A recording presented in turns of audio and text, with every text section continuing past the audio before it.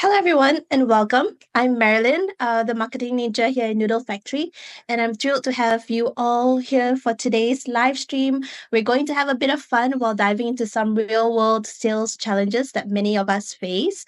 Today, we'll be playing a very special version of Bingo, and here's how it works. I'll be calling out 5 to 6 of the most common struggles that sales representatives encounter, but this isn't just any bingo game. We've got a friendly competition lined up. Competing today are two familiar faces. We have Dwayne, our corporate ambassador, and Jim, our chief learning officer at Noodle Factory. So Dwayne and Jim will be racing to fill their bingo cards as we discuss the various sales challenges that Noodle Factory can help address. So will it be Dwayne or Jim who gets to shout bingo first? Let's begin. No. This is very exciting. Perhaps before we start, maybe Dwayne, would you like to introduce yourself? Absolutely. My name is Dwayne Nortman, and I'm thrilled to join all of you here today. My role really is in helping corporate customers of ours understand the value that our chatbot Walter can bring to their organizations in a myriad of different use cases that are specifically focused on helping businesses in the sales teams area, be more effective, more efficient, drive higher levels of productivity, and ultimately drive greater revenue growth. Let me just say, so Dwayne and I go way back, and these are problems that he and I have tried to work on together over the years in different companies. So I'm really interested to see what sort of strategies we can come up with to maybe strengthen our previous approaches to these problems. You'll see somewhere around our screen here an example of the bingo cards that Jim and Dwayne have with them. So today we'll call out the 5 to 6 most frequent sales representative struggles. Number one, lack of personalization. Now do we Jim? need to let you know when we have that on our bingo card? Yes. Please let me know. Please let us know, the Okay. audience, that you've marked it off your bingo card. And when you're ready, I've got that. great. I've got I that on my don't. bingo card. I don't. Jim, Ooh. over to you. Ooh. Okay. So the rules are I need to give an approach that maybe Noodle Factory could help a sales rep in this area. Is that right, Yes. Marilyn? Okay, Yes, that's just checking. right. Okay.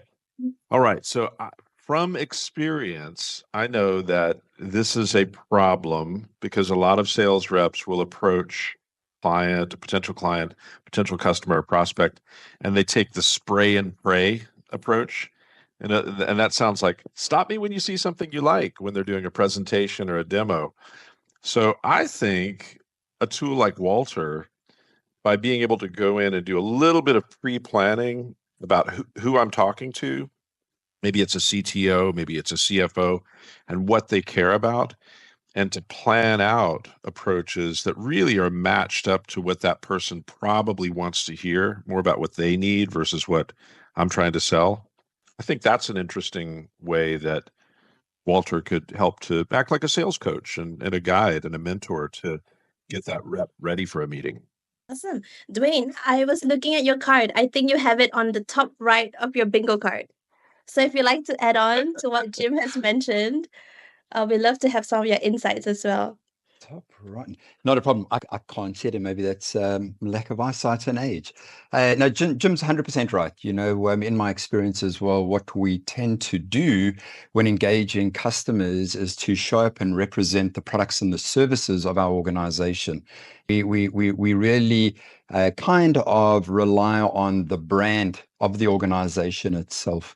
And we lose sight. So while we might engage in those task motivators of the person we're engaging with, we often forget to think about those personalized motivators. And so as Jim highlights there is what's most important to that person you're engaging with, not just in the function that they might fulfill, but what's most important to them. And therefore, how do you tailor the message around for them to see that you're a core part of their team and their success? Let's move on to the next most frequent sales rep struggle, where I have information overload. Oh, I've got that one. I don't. But that's okay. Really? That's okay. I'll catch up. It is a good one, though. I'll jump in here first again, and then Dwayne, you give your perspective on this. I'm going to come at this from, we've got a client that we're working with in the corporate space now that actually does have this issue where they have so much really good information about their value proposition versus their competitor value proposition. It's hard for their reps to know where to get started. We're talking hundreds and hundreds of pages of really good information that it's a paradox. Nobody looks at it because they're overwhelmed, information overload. So what Walter's doing is helping those reps to find those silver bullets, and kind of going back to what we were talking about earlier, that match up either to the specific needs that an individual has or the specific problems or opportunities that a business has. So rather than going in and trying to cram all of that information into a single conversation, they're able to filter that down, synthesize it with what the client wants, and have a very short, sharp conversation that's memorable, as opposed to just lots of information being passed over the transom. Agreed. I was talking to a customer this morning, and one of the ways they were trying to address this, they've all got their knowledge repositories and their SharePoint sites and their CRM systems and a myriad of both structured and unstructured data. And you believe it or not, they've come back to trying to put out a newsletter to the sales teams on a weekly basis that pretty much spotlights and highlights key areas that reps should be aware of, things, trends, and pressures that might be happening in a specific industry. But in sharing that with me, we counted just over 40 hyperlinks within a single page document. And so it's kind of counterintuitive when you think about they're trying to dumb this down and help these resources or these reps find the right resources in the right time. And yet there is still an expectation for them to go and click on all of these links. When you think about a rep and you think about their time and activity prioritization, you lose them almost immediately. And Jim, just listening to you speak, I think there's a key word that comes up for me time and time again, and that's, am I relevant to my customer? And so this idea of, where do I find this information?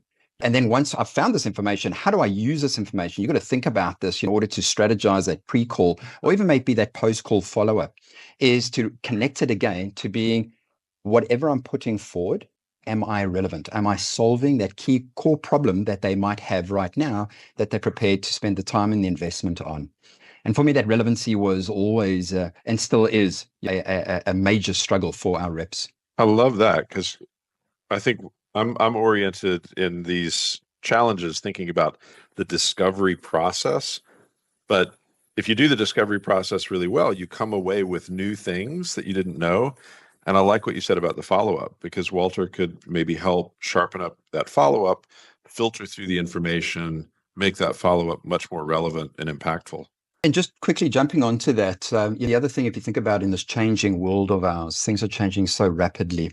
And if there's one question that we get our reps to ask almost every single time they go back to a customer is, since we last met, what has changed? And almost 100% things have changed since the last conversation. And so you think about some of this information that organizations are creating to support their reps in having these conversations, it actually kind of ages relatively quickly. Or if it is still on point, it stays static in that it's a requirement of the rep to interpret it in the new way that the customer is now wanting to engage as a result of those changes. Marilyn, what's next? The next most frequent sales rep struggle is inconsistent follow-up. Just what we were talking about. Look at that. Let's see. I do have that. Okay.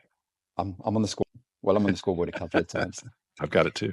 Yeah, Go first. Let me take that one. Yeah, this is a consistent struggle that reps face. If you think about, again, the amount of time that they allocate to customer and customer engagement, it's really much in that pre-call phase when they get their teams together and they sit down and they plan for that upcoming call. They execute on that call and often come away picking up some buying signals or some satisfaction signals from the customer with a bunch of promises to get back to or follow up. They get back to the office or they get back home and things shift again. A firefight comes into place or something that distracts them comes into place, and that follow-up seems to fall back a little bit. Or where they do follow up in a timely manner, they time poor. And so it's really just capturing the conversation that was had and not much time spent in giving the customer something else, that reciprocity. We know from principles of persuasion that if I reciprocate, after you have given me some time with some additional value, there's a high propensity and probability that you will then free up and give me more time in the future. A way of me, providing and adding value. And so, again, what I'm seeing with Walter is that ability to be able to create that personalization in the follow-up, understand what that conversation looked like, understand the points that were highlighted and utilized in that conversation against that buying persona. I think very, very, very important is Walter's ability to understand a customer's buying cycle and where we're engaging them in that buying cycle. And as such, help the rep then to be able to communicate effectively back to the customer again in the way that they expect them at that given time. Love that. Everything you said. And I think the only thing I would add to that is twofold. I'm thinking more the templatization of follow-up. So I can have, an email follow-up template that I use, but I can get Walter to help me to personalize that and use Walter to vet the sort of things that I might suggest from the meeting or from my own inference that I'm taking away from that discussion that I had with the customer. So Walter in that way is kind of an expert, not on the customer, but on customer engagement writ large, where I can get that sort of feedback and guidance to help my email land more effectively or whatever follow-up that I'm doing to land more effectively.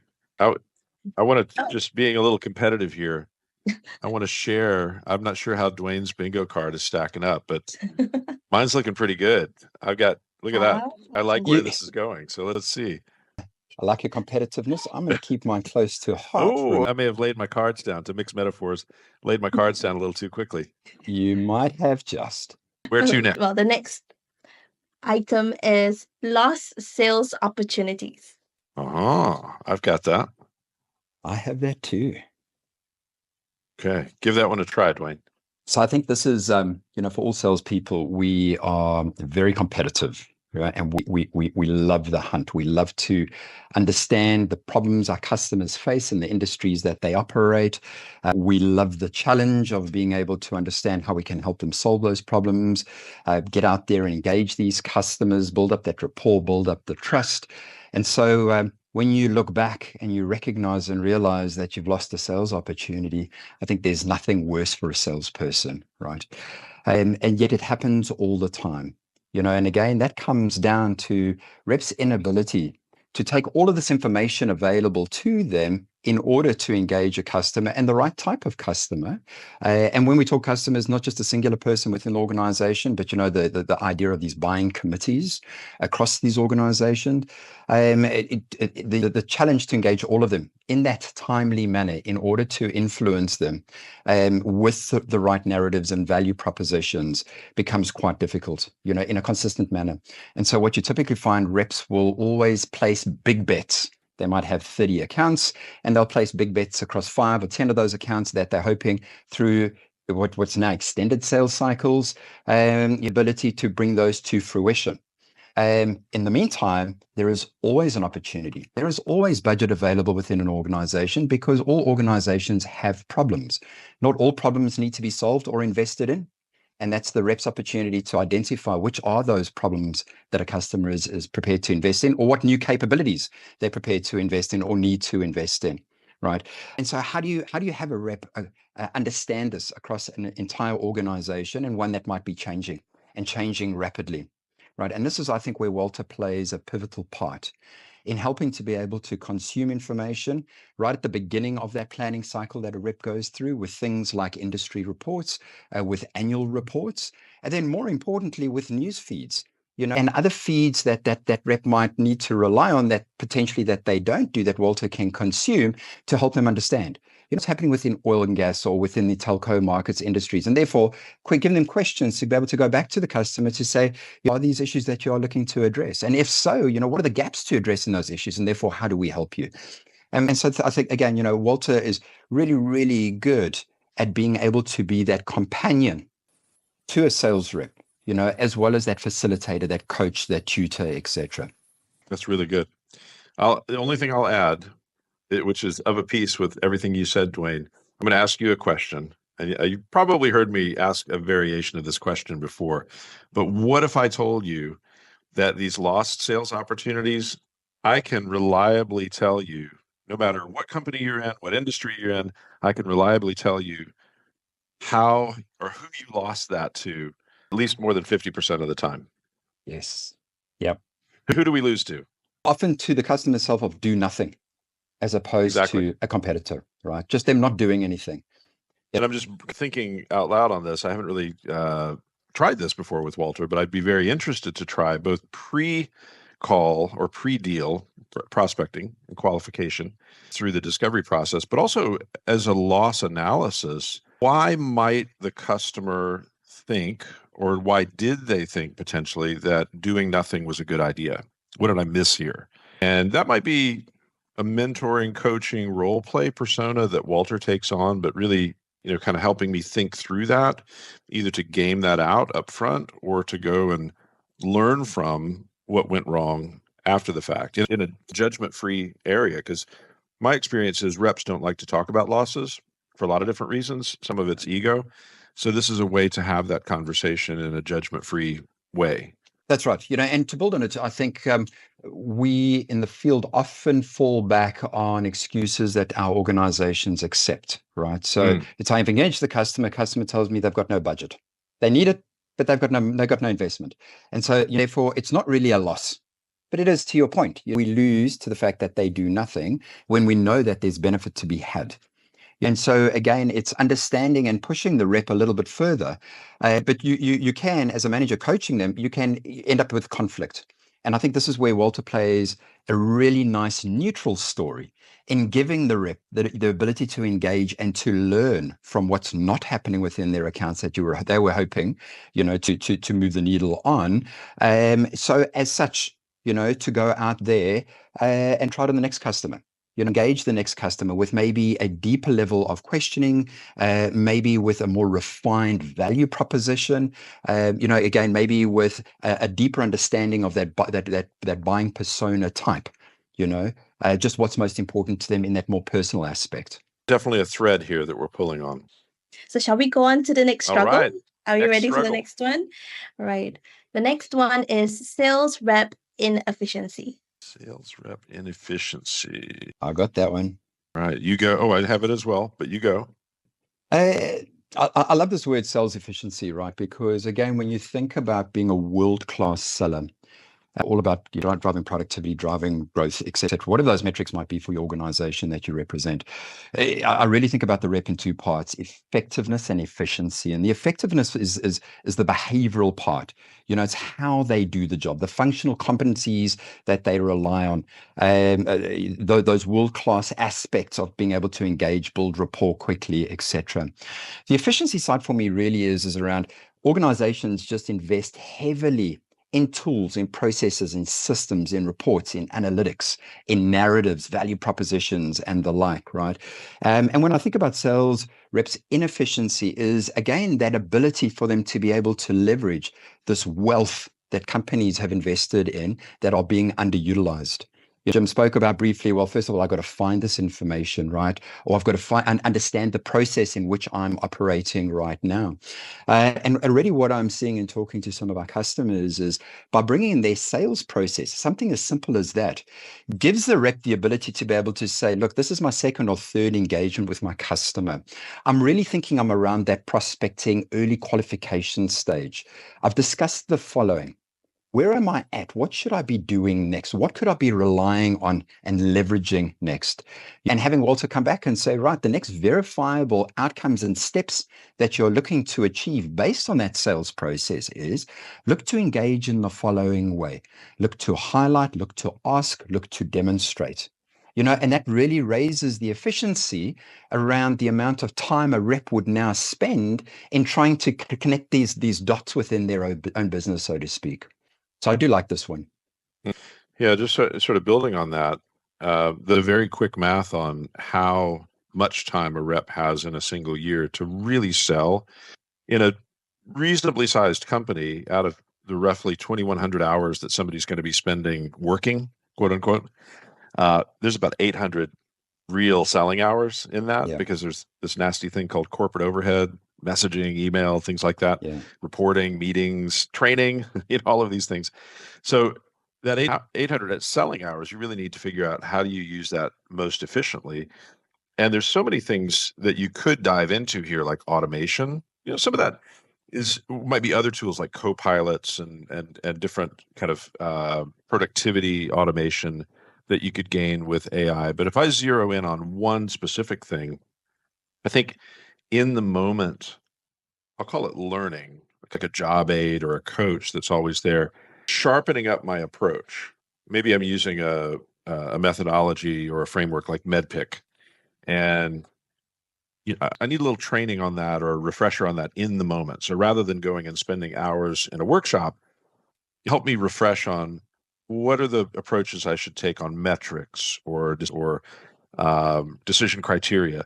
And so that might shrink what in the old days, 2 years ago, might be hours down to minutes. And then I can immediately apply that. So I kind of get a double benefit. I get what I need when I need it. And then through the application of that, it becomes stickier and becomes more of a habit. And so I develop greater efficiency in my approach to working with clients. Agreed. What's next, Marilyn? The last final struggle that we're covering today is customer dissatisfaction. Bingo.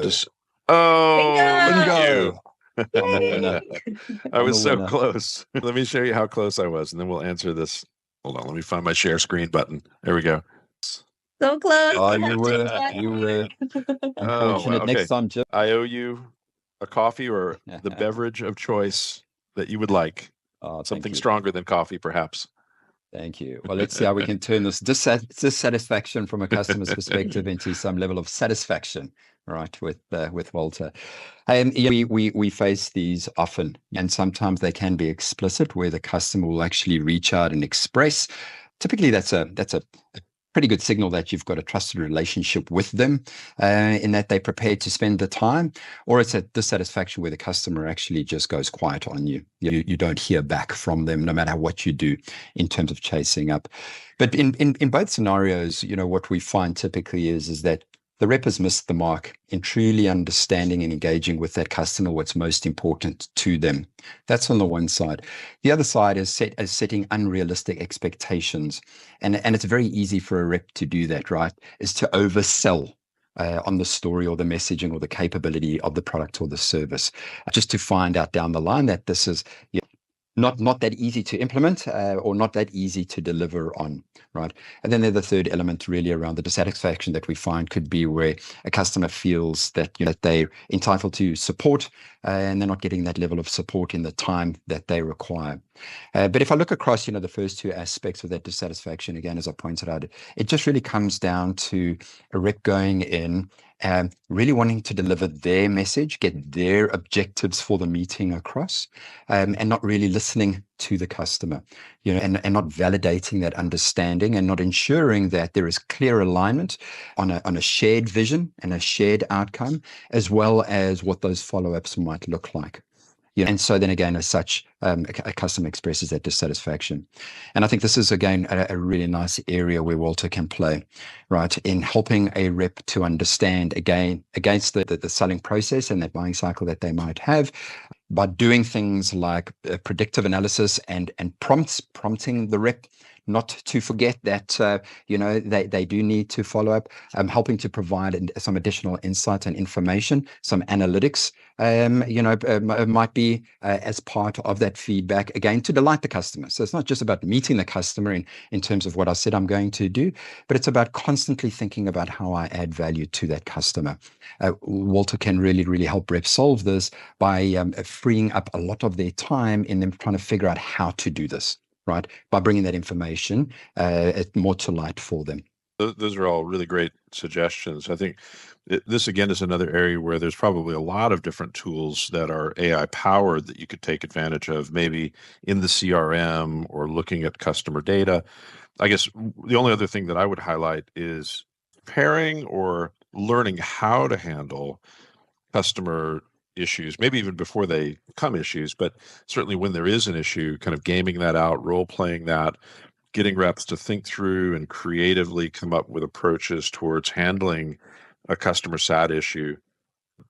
That's a specific role that Walter can play And the source for a lot of that insight can be previous issues and previous issue resolutions that are contained in documents. So that's one kind of low-hanging fruit area that I would see that Walter could augment amongst all the other tools that might help with customer satisfaction issues that are AI powered. Hey, congratulations. Thank you. Congratulations, Dwayne. was a Thank lot you, of fun, Jim, for Marilyn. playing along. That was great. Yeah. Thank you. Dwayne, would you like to, say some last words or a summary of the discussion that we had today? Victory lap. Yeah, Victory victory lap. lap. Yeah. No, thank you. And thank you all for watching this. I think there are a significant number of challenges sales reps face, right? It's not just 1, 2, or 3, a significant number. And when organizations have a look at the average tenure within their sales teams, those sales teams tend to be low tenured. And so the challenge is always going to be there for these reps, not just to master the product and the services, the organizations that they represent, but to learn the narratives and to build the relationships with the customers out there. And hopefully today through our brief discussion and time together, you would just see the value that Walter can certainly bring to your organization. And so the offer is there. Please do hit any of us up. If you do have any further questions or would love to see it in action, we were more than willing to give you the time and help you address these and many of the other problems that you might be facing. All right. Thanks, Dwayne. Thanks, Marilyn. Thank you, Jim. Thanks, Marilyn. And to the audience today, thank you for watching. And we look forward to seeing you again. Have a wonderful day. See you all.